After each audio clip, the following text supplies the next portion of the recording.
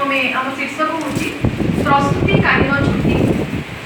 कवि दीपान्विता सरकार। मु स्कूल जीवी नहीं, मु स्कूल जीवी नहीं एवं तू भी ऑफिस जाना। मु से अस्पष्ट अंधकार रे तो कोड़े 10 वर्ष पहरिबी माँ। मु से अस्पष्ट अंधकार रे तो कोड़े 10 वर्ष पहरिबी माँ।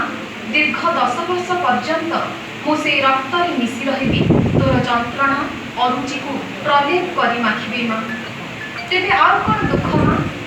तू जानू आमे दुहे भीषण भावे चकचक करुवा, आमे दुहे भीषण भावे चकचक करुवा ना डाक्तर को तीक्ष्ण छुरी तले नुहे। आमे समुद्र बाली रे निजको फिंगी देबा हिंसात्मक भावे आउ ढेउ आसी धोईदेव आमर समस्त मळी। तू मते नाना बाया गाई सोई देउथु दिन राति, तू मते नाना बाया गाई सोई देउथु दिन राति। तो कोଳରେ ଶୋଇଥିବା ବେଳେ तू देखिबु मु केते रंगालिया तोर क्षीर पाई। तोर दक्षिण पक्षजरे हाथ रखी बाम पक्षजरु शोषी नेबी सबुतक क्षीर। एमिति बीतीजीव मोर तमाम जीवन, एमिति बीतीजीव मोर तमाम जीवन।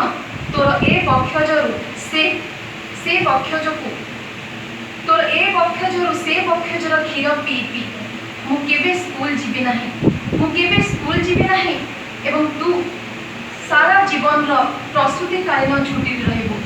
आउ थे कौच रमेश सर बहुत भल अनुवाद करें।